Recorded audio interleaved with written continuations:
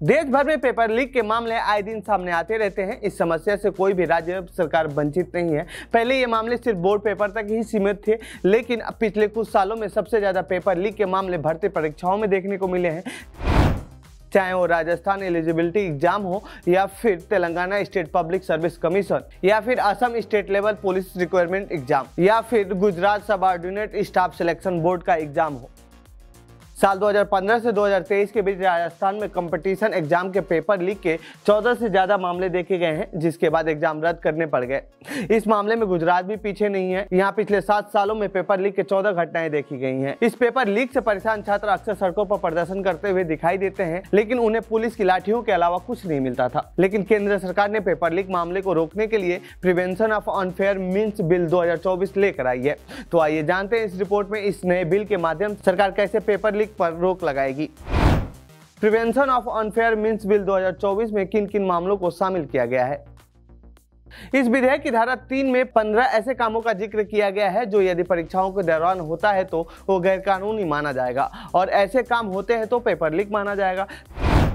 इनमें सार्वजनिक परीक्षाओं में गलत तरीके से लाभ के लिए अनुचित साधनों का प्रयोग, प्रश्न पत्र या आंसर की या उसके हिस्से का किसी के पास होना, अनऑथराइज्ड पर्सन के पास प्रश्न पत्र का होना, आंसर शीट के साथ छेड़छाड़ करना, परीक्षा के दौरान किसी अनऑथराइज्ड पर्सन द्वारा पेपर को सॉल्व करना समेत कई अन्य मामले इस विधेयक में शामिल किए गए हैं। ऐसे में यदि आप पब्लिक परीक्षाओं के दौरान ये काम करते पकड़े जाते हैं और ये बिल कानून का रूप ले लेता है तो इसी के तहत आप पर कार्रवाई होगी। पेपर लीक मामला अब गैर जमानती अपराध होगा। इस विधेयक की धारा 9 में कहा गया है कि ये सभी अपराध नॉन बेलेबल और नॉन कंपाउंडेबल होंगे, जिसका अर्थ है कि बिना वारंट की गिरफ्तारी की जा सकती है, और ऐसे में जमानत अधिकार का मामला नहीं होगा, बल्कि एक मजिस्ट्रेट ये निर्धारित करेगा कि अभियुक्त जमानत पर रिहा होने के लिए उपयुक्त है या नहीं। तो वहीं नॉन कंपाउंडेबल अपराध हुआ है जिसमें शिकायतकर्ता द्वारा मामला वापस नहीं लिया जा सकता है, भले ही शिकायतकर्ता और अपराधी के बीच समझौता क्यों न हो गया हो। ये मुकदमा अंतिम निर्णय तक चलेगा, यानी यदि आप परीक्षा लीक मामले में कोई शिकायत या केस दर्ज कराते हैं तो इसे आप वापस नहीं ले सकेंगे। 3 से 5 साल की जेल और 10 लाख का जुर्माना लगेगा। परीक्षा के दौरान कोई भी व्यक्ति अनुचित साधनों से किसी को फायदा पहुंचाने की कोशिश करता है या फायदा लेते हुए पकड़ा जाता है तो ऐसे व्यक्ति को 3 से 5 साल की जेल और 10 लाख रुपए तक का जुर्माना भरना पड़ सकता है। यदि दोषी जुर्माना देने में विफल रहता है तो विधेयक की धारा 10(1) में कहा गया है कि भारतीय न्याय संहिता 2023 के प्रावधानों के अनुसार जेल की अतिरिक्त सजा दी जाएगी। 10 साल की सजा और 1 करोड़ का जुर्माना लग सकता है।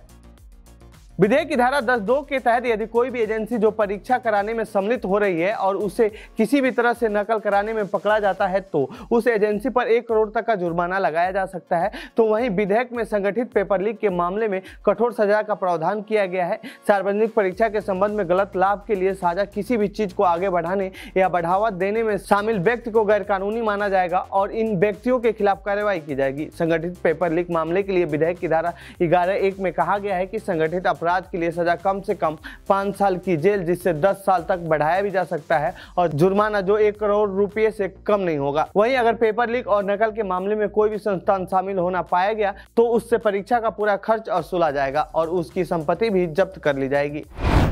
सरकार को क्यों पड़ी इस बिल की जरूरत।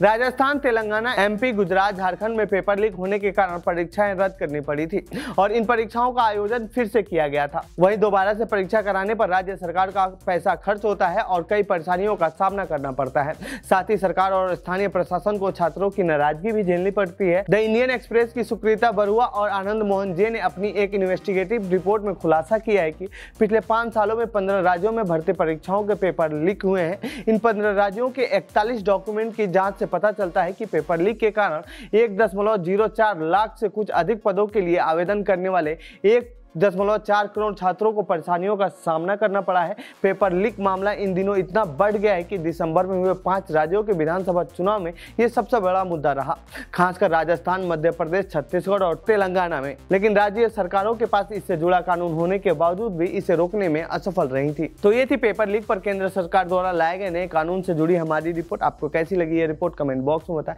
साथ ही इस पूरे मामले पर आप क्या कहना चाहते हैं कमेंट बॉक्स में लिखें। बाकी देश दुनिया खबरों के लिए बने रहिए जनसत्ता के साथ। धन्यवाद।